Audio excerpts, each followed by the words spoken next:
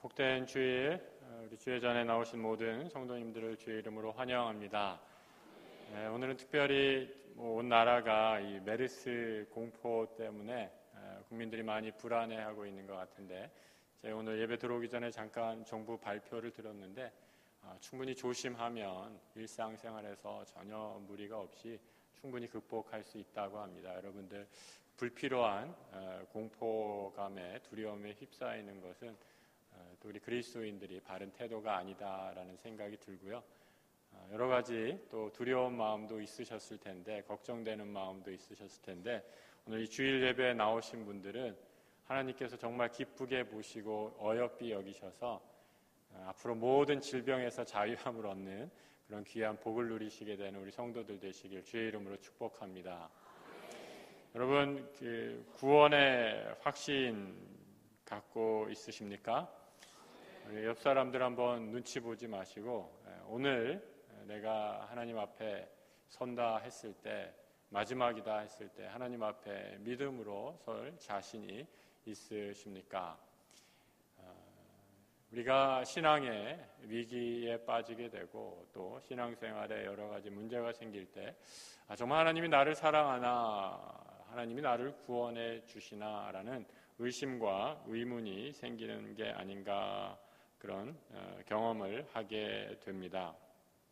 그때 꼭 어떤 사람들이 와서 이렇게 묻곤 하죠. 당신 구원 받았습니까? 머뭇머뭇거리고 있으면 또 하나 질문이 날라옵니다. 몇 월, 며칠, 몇 시에 구원 받았죠? 이렇게 물으면 금세 답할 것이 없어서 구원받은 게 아닌가 보다라고 이렇게 생각할 때도 종종 있습니다. 여러분, 이런 질문에 대해서 또 우리가 구원에 이러한 확신을 갖지 못하는 이유는 우리의 구원의 확신을 말씀 위에 근거하는 것이 아니라 내 감정에 따라 생각하기 때문입니다. 다시 말해서 은혜 받고 눈물 콧물 나오면 구원받았다고 생각하고, 마음이 좀 뜨거워지면 구원받았다고 생각하다가 좀 여러 가지 은혜가 식고 마음이 차가워지면 하나님이 나를 정말 구원해 주셨나라는 의심을 갖게 된다라는 말씀이죠. 여러분, 오늘 우리가 읽어주신 빌립보서, 바울이 빌립보 교회의 교우들에게 쓴 편지를 말합니다. 당시 빌립보 교회의 교우들 가운데서도 이런 구원의 확신에 대해서 의심을 갖고 있는 사람들이 참 많이 있었던 것 같습니다. 그 중에 가장 큰 이유 중에 하나가 이 빌립보 교회에 들어와 있던 거짓 교사들이 빌립보 교우들을 미혹했기 때문입니다. 하나님을 믿는데 이러한저러한 방식으로 믿지 않으면 당신들 구원받을 수 없다라는 그런 잘못된 가르침이 공동체 내에 퍼지게 되니까 사람들이 마음이 동요하기 시작한 것이죠. 정말 내가 구원받은 걸까? 하나님이 나를 구원해 주신 걸까? 여러 가지 의심과 의문이 생기게 되었다라는 말씀입니다. 이러한 두려움 앞에, 구원에 대한 의심 앞에서 바울이 오늘 본문에서 어떻게 말씀하고 있는가? 본문 12절 한번 같이 한 목소리로 읽어보겠습니다.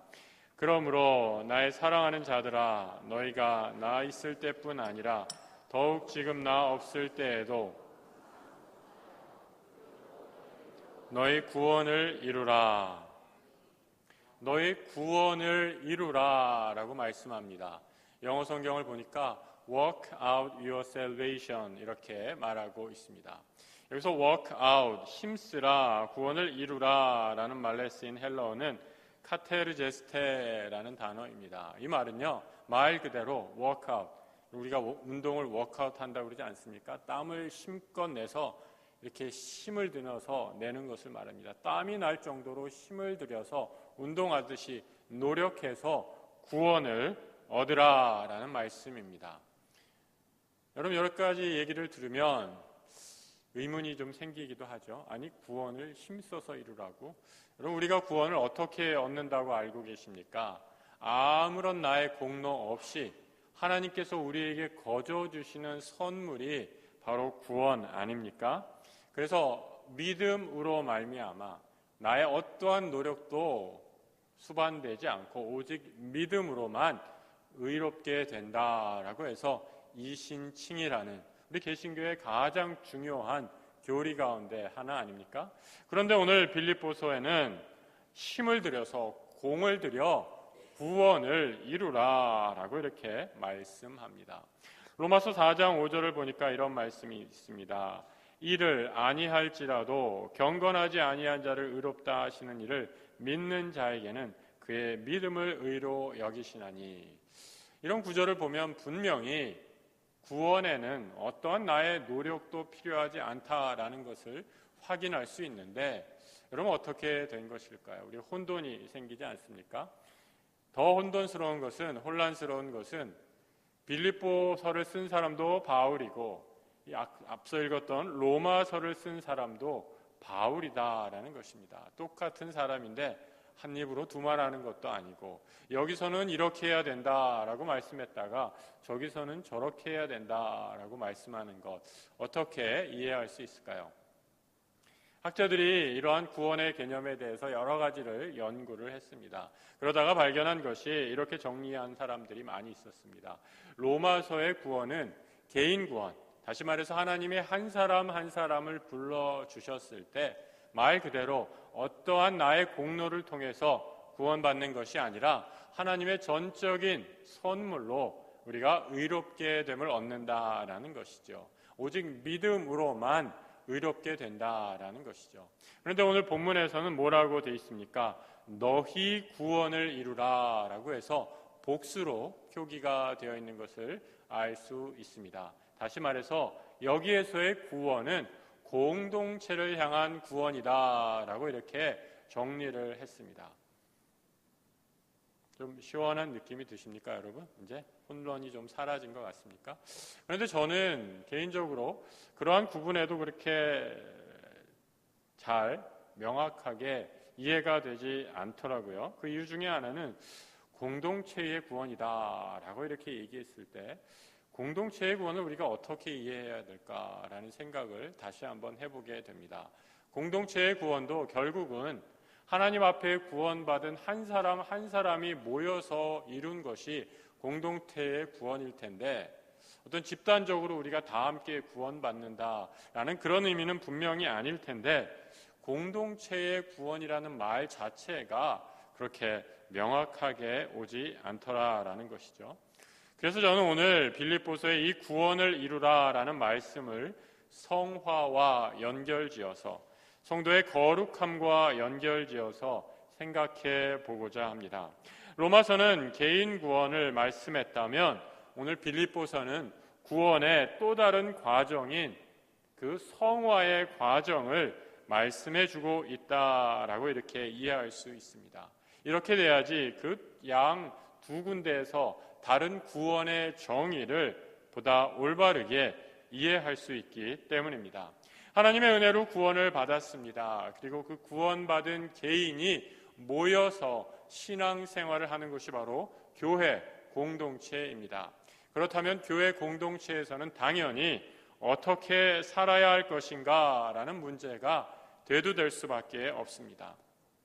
그렇게 된다면 이제 구원이 삶의 문제로 직결됩니다. 구원받은 사람들이 어떻게 그 확신을 가지고 살아갈 것인가 라는 것이 중요한 문제다라는 것이죠. 오늘 본문 12절의 말씀을 우리 다시 한번 여러분 읽어보겠습니다. 그러므로 나의 사랑하는 자들아, 너희가 나 있을 때뿐 아니라 더욱 지금 나 없을 때에도 항상 복종하여 두렵고 떨림으로 너의 구원을 이루라. 바울은 지금 자신이 있던지 없던지 구원을 두렵고 떨림으로 이루라 라고 이렇게 말씀합니다. 말씀드린 것처럼 빌립보 교회는 바울이 세운 교회입니다. 이 교회에서 바울의 존재감은 정말 엄청난 것이었습니다. 바울 선생님을 통해 교육을 받았습니다. 바울 선생을 통해 예수를 알게 되었습니다. 그런 사람들에게 바울이 없다라는 것은, 지금 그들의 눈에 보이지 않는다라는 것은 더 큰 혼란과 구원의 확신에 대한 문제가 일으켰던 것입니다. 여러분, 우리가 신앙생활하면서 누구를 만난다는 것 얼마나 큰 축복인지 모릅니다. 나를 신앙의 길로 이끌어준 사람이 있다. 그러면 얼마나 축복된 일입니까? 또 이 신앙생활을 하면서 야, 정말 내가 저분만은 나의 신앙의 본으로 삼고 싶다. 여러분, 만약에 이런 분이 있다면 정말 큰 축복인 것입니다. 우리 약수교회 모든 교우들은 우리 교회에서 이 귀한 신앙의 공동체에서 신앙생활 하시면서 많은 신앙의 본을 가지시는, 신앙에 담고 싶은 멘토를 가지시는 복을 누리시게 되기를 주의 이름으로 축복합니다. 그런데 여러분, 우리가 신앙생활 하다가 또 사람 때문에 시험이 찾아오기도 합니다. 사람으로 인해 상처받고 있는 사람이 얼마나 많은지 모릅니다. 오늘 바울은 분명히 얘기하고 있죠. 내가 있든지 없든지 항상 복종함으로, 말씀에 순종함으로, 두렵고 떨림으로 너희의 구원을 이루라 라고 말씀합니다. 사람을 보고 신앙생활하지 말라는 것이죠. 믿음을 가졌다가 교회 신앙 공동체에서 믿음을 잃어버리는 경우가 많기 때문입니다. 이 귀한 구원의 은혜를 온전히 지키지 못했기 때문에 그러합니다. 그래서 이 구원은 항상 말씀에 순종하는 마음으로, 그 말씀에 두렵고 떨리는 마음으로 이 말씀을 따라가야지만 이 구원을 지킬 수가 있다라고 이렇게 말씀하고 있습니다. 제가 이 빌립보서는 특별히 성화의 과정과 연결시켜서 이 구원의 정의를 이해해야 한다라고 이렇게 말씀드렸습니다. 여러분, 우리 개혁교회, 이 개신교회의 신학은요, 루터와 칼빈이라는 두 신학자에 의해서 큰 뼈대가 형성이 됐는데, 이 구원의 과정 가운데 이 개혁자들이 세운 전통 중에 구원의 여정이라는 여정이 있다라는 그런 말을 했습니다. 다시 말해서 구원의 단계가 있다라는 거죠. 우리가 한번 예수 믿고 예수 천당 불신지옥으로 다 끝나는 것이 아니라 예수를 믿게 되었으면 이 구원의 기나긴 믿음의 길, 구원의 길, 신앙의 길이 하나님 나라 가는 그 기나긴 기간 동안 하나님 나라에 서기 전까지 계속이 된다라고 이렇게 말합니다. 이를 가리켜 구원의 여정이다라고 얘기했는데, 그 첫 번째 단계가 바로 부르심의 단계입니다. 여러분, 오늘 이 자리에 우리가 있을 수 있는 것, 하나님이 여러분 한 분 한 분을 불러주셨기 때문입니다. 하나님의 그 부르심이 있었기에 우리가 오늘 이 자리에 나올 수 있게 되었습니다. 하나님의 말씀으로, 성령으로 내 마음에 빛을 비춰주셔서 어둠에 살던 우리가 하나님을 따라 살 수 있는 마음을 갖게 되었다라는 것입니다. 이 부르심에 온전히 응답한 사람이 두 번째 구원의 여정에 이르게 되면 회심, 회개의 단계에 이르게 됩니다. 다시 말해서 하나님의 부르심에 내가 응답하는 것이다 라고 이렇게 말씀드릴 수 있습니다. 하나님이 나를 불러주셔서 이제 내가 죄의 자녀로 살지 않고 하나님의 자녀로 살아야겠구나라는 다짐과 믿음의 고백을 하며 나아가는 것이 회개요, 회심의 단계입니다. 그런데 여러분 어떻습니까? 우리가 회개하고, 한 번 회개하고 회심하고 하나님의 부르심에 응답했다. 그러고 나니까 그 뒤로는 다시는 죄를 안 짓게 되더라. 여러분 혹시 그런 분들 계십니까? 우리가 다 잘 아시죠? 하나님 믿고 예수 믿고 하나님의 부르심에 응답해서 회개하고 회심했을지라도 여전히 내 안에는 연약함이 있는 것을 보게 됩니다. 또 다른 죄를 짓고 또 하나님으로부터 멀어지는 나약한 나의 모습을 발견하게 됩니다. 이때 막 사탄이 와서 또 이단이 와서 우리의 믿음을 흔들어 놓게 되는 것을 보게 되죠. 여러분 이때 필요한 것이 거듭남의 확신입니다. 중생의 확신입니다. 칭의의 하나님의 은혜로 의로웠다함을 받았다라는 믿음의 확신입니다. 하나님께서 나를 구원해 주신 것은 내 감정에 따라 출렁이는 것이 아니라 말씀 위에 선 것을, 십자가의 보혈의 피로 이루어진 것을 확신하며 다시 한번 나의 연약함에도 불구하고 구원의 확신, 거듭나게 확신을 갖게 되는 것이 바로 세 번째 중생의 단계다라고 이렇게 말씀드릴 수 있습니다. 우리 한국교회 교인들은 여기까지는 참 잘하세요. 여기까지는 모든 신앙의 훈련과 연습들을 게을리하지 않는 것을 보게 됩니다. 그런데 말씀드렸던 것처럼 여기에 또 하나의 단계가 있습니다. 바로 성화, 거룩함의 단계입니다. 예수 그리스도와 함께 주와 함께 연합하고 주와 함께 동행함으로 내 삶을 구원받은 후에 믿음의 확신을 가진 후에 하루하루 주님과 함께 거룩한 삶을 사는 것이 바로 성화의 과정입니다. 이 성화의 과정의 마지막은 우리가 천국에 이르러서 하나님 앞에서는 영화의 단계입니다. 부활의 몸을 입고 하나님이 거룩해지는 그런 거룩한 부활의 몸을 입고 하나님 앞에 천국에서 이루어지는 일이죠. 이 모든 5가지 단계가 개혁 신학자들이 말하는 구원의 여정에 있는 우리 믿음의 길이다라고 이렇게 말씀하고 있는 것입니다. 하나님께서 우리를 구원해 주시고 믿음의 길을 걸어가지만 여전히 내 안에는 연약한 모습이 있습니다. 오늘 말씀에서는 빛의 자녀로 우리를 불러주셨다라고 말씀하지만 온전히 이 빛의 자녀로 살아가지 못하는 연약한 모습이 있는 것을 보게 됩니다. 그래서 여러분, 하나님께서 우리에게 한 가지 이 믿음의 길을 걸어갈 수 있는 힘을 더하여 주십니다. 바로 성령님이십니다.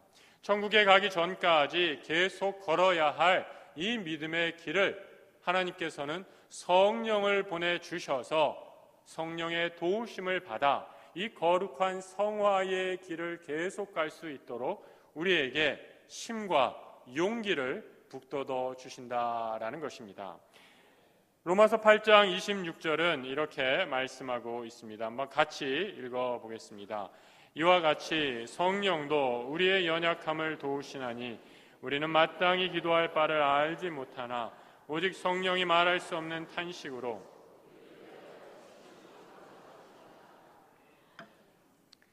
바울은 우리를 가르쳐 우리 한 사람 한 사람 믿는 사람들을 말하며 연약한 사람들이다 라고 이렇게 말하고 있습니다. 여러분, 우리가 얼마나 연약합니까? 메르스 때문에 이 중동에 있는 일종의 호흡기 질환이라고 하는데 얼마나 온 국민들이 떨고 있습니다. 이 질병 때문에 우리들 무서워서 떨고 있죠. 기도하지 못하는 것을 보게 됩니다. 우리 가운데 육신의 연약함으로 또 기도하지 못하는 분들도 얼마나 많이 있는지 모릅니다. 또 우리 가운데 관계가 힘들어졌을 때 기도하지 못하는 우리의 연약함들을 보게 됩니다. 여러분, 부부싸움 하고 나면 기도가 잘 되시던가요? 기도하기 힘듭니다. 남편과 아내가 불화하면요, 기도의 자리를 지키기가 참 어렵습니다.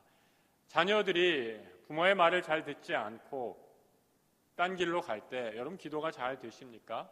정말 화가 나죠. 잘 기도가 안 되는 것을 보게 됩니다. 어떤 분이 저한테 그러시더라고요. 목사님, 열받아서 기도 못하겠다고.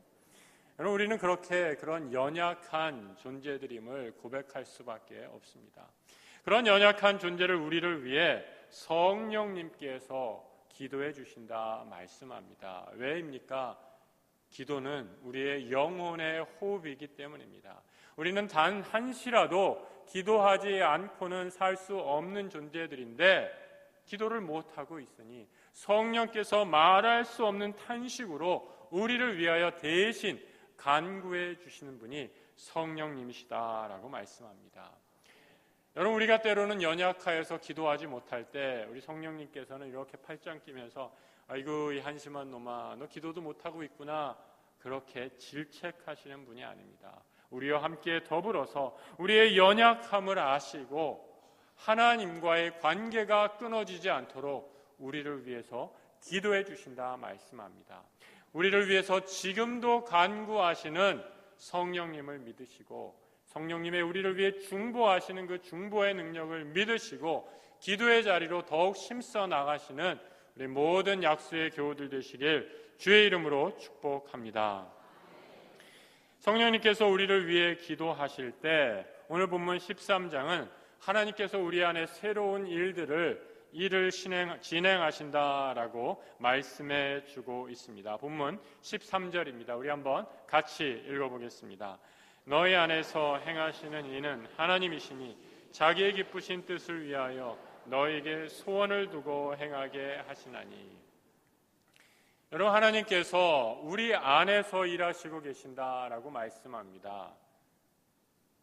하나님께서 지금 여기 우리 안에 일하고 계십니다.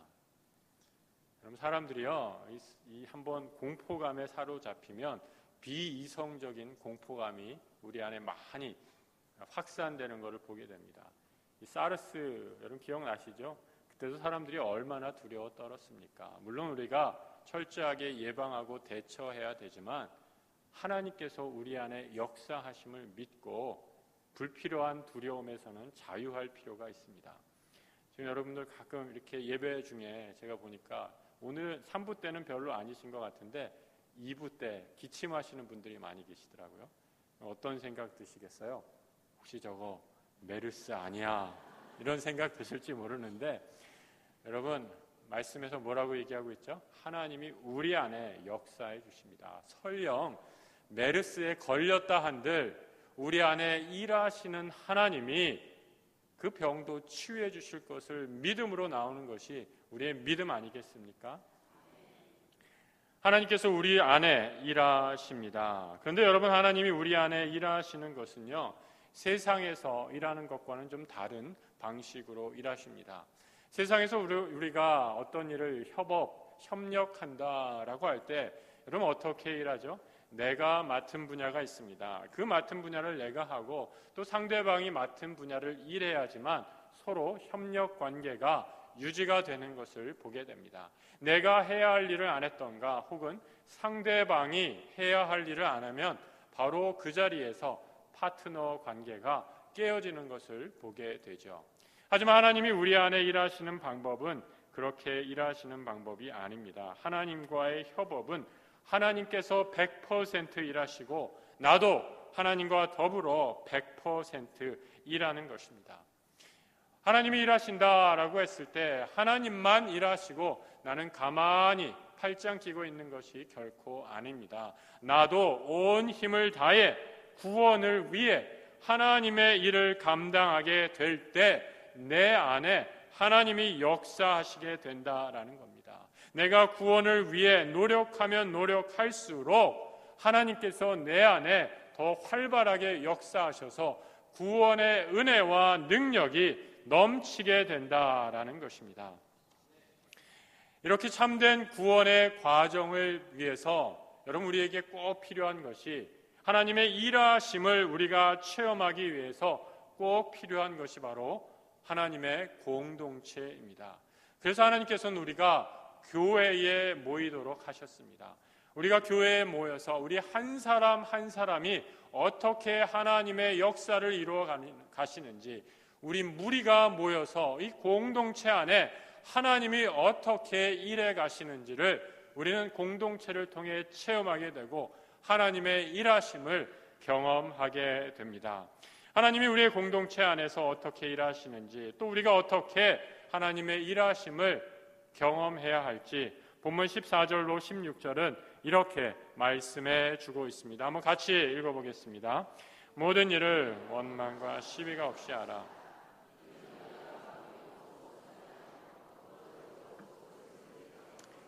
하나님의 흠없는 자녀로 세상에서 그들 가운데 빛들로 나타내며 생명의 말씀을 밝혀 나의 다름질이 헛되지 아니하고 수고도 헛되지 아니하므로 내가 자랑할 것이 있게 하려 함이라. 아멘.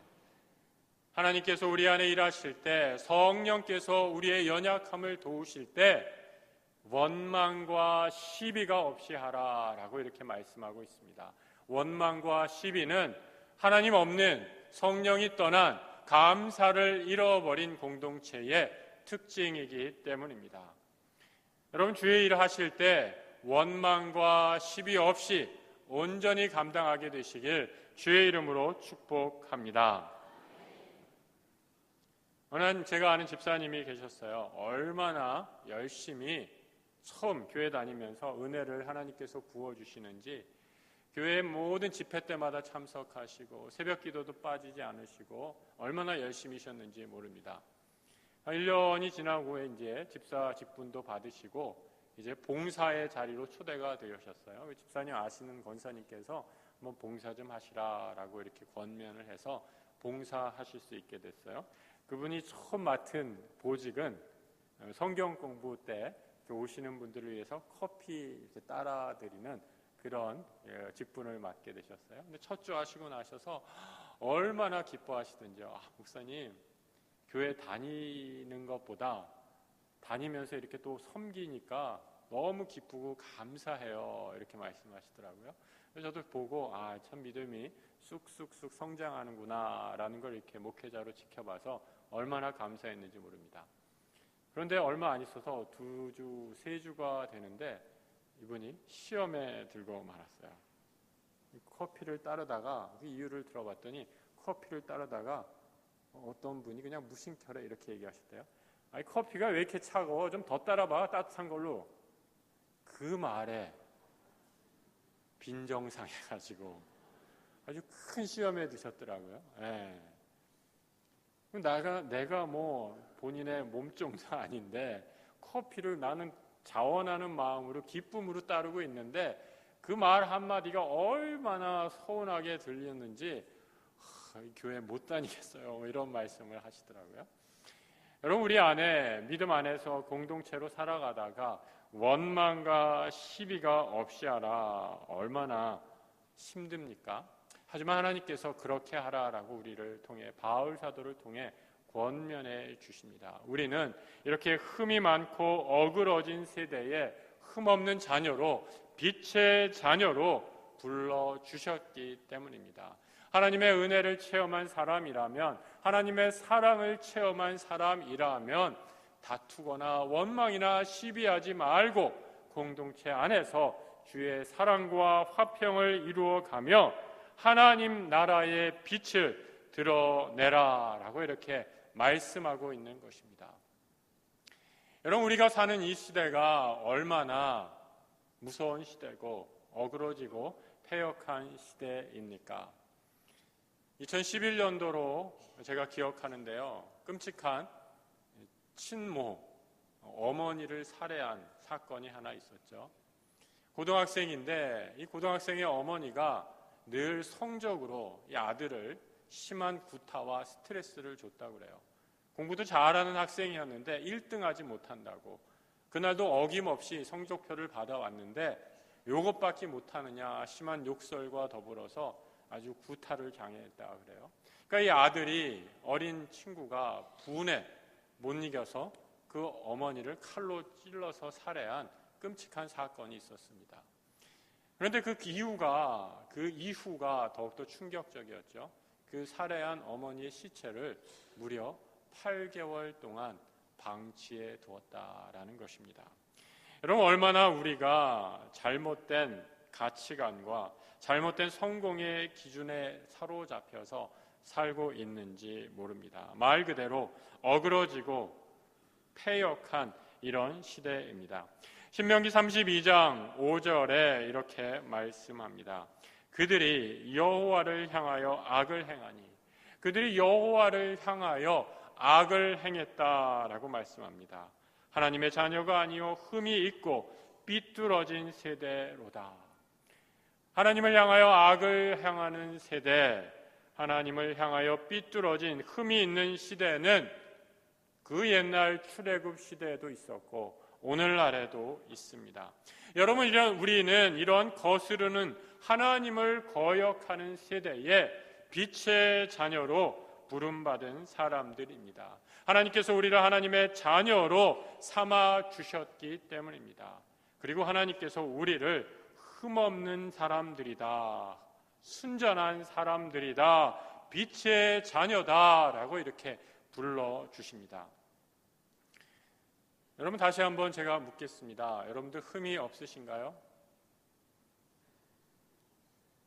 죄 안 짓고 죄로부터 무결점, 순수 그 자체이십니까? 아니죠. 여러분, 제 자신을 돌아봐도, 여러분, 제가 말씀을 전하고 있지만 여러분 가까이서 저를 보시면 얼마나 흠이 많은지 모릅니다. 그래서 제가 너무 흠이 많아서 가운을 괜히 입는 게 아니라 가운으로 좀 가려보려고 가운을 입고 여러분 앞에 섰습니다. 하나님께서는 하지만 우리의 죄악에도 불구하고 우리의 연약함에도 불구하고 우리를 빛의 자녀로, 흠없는 자녀로 불러주셨습니다. 예수 그리스도의 피의 공로로 너희는 흠없는 자녀다, 빛의 자녀다 라고 이렇게 인정해 주셨다라는 것입니다. 그렇다면 이제 너희는 하나님의 자녀답게 그 빛을 드러내며 살아가야 할 것을 분부하십니다. 에베소서 5장 8절의 말씀 우리 한번 같이 읽어보겠습니다. 너희가 전에는 어둠이더니 이제는 주 안에서 빛이라, 빛의 자녀들처럼 행하라. 하나님께서 우리를 불러주셔서 이 땅을 하나님의 자녀로 살게 될 때 누리는 신비한 성품이 하나 있습니다. 그것은 바로 기쁨입니다. 온 나라가 메르스 공포 가운데 휩싸인다 할지라도 여러분, 우리 그리스도인들은 이 순간에도 기쁨을 잃어서는 안 됩니다. 하나님이 이 주신 기쁨은 세상이 결코 빼앗을 수 없는 기쁨이기 때문입니다. 우리 옆에 분들 얼굴을 한번 보세요. 우리 기쁨이 있으신가? 아니면 우거지국을 듣고 오셔서 우거지상으로 계신가?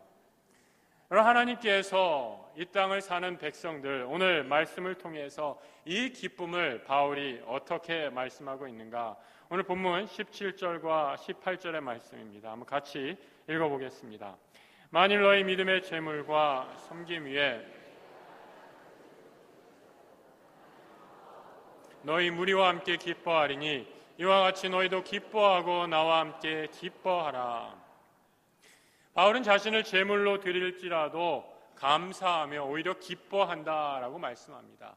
여러분, 얼마나 놀라운 역설입니까? 나는 희생이 되고 있습니다. 나는 하나님께 제물로 바쳐지고 있습니다. 하지만 그 순간에도 하나님의 역사가 이루어지는 것을 보며 이 구원의 길을 걸어가는 거룩한 부르심에 응답하며 찬송하며 기쁨으로 그 길을 가겠다 말씀하고 있는 것입니다. 드림으로 얻게 되고 나를 부인함으로 완성되는 신비한 예수와의 거룩한 삶의 비밀을 바울이 깨닫게 된 것입니다. 그 길을 걸어갈 때 나는 참으로 기뻐하며 기뻐하겠다 말씀하고 있는 것입니다. 구원을 힘써 이루기 위해 순정하며 원망과 시비가 없이 온유한 길을 걸어가는데 얻게 되는 축복은 바로 성도가 부를 구원의 기쁨의 노래였던 것입니다.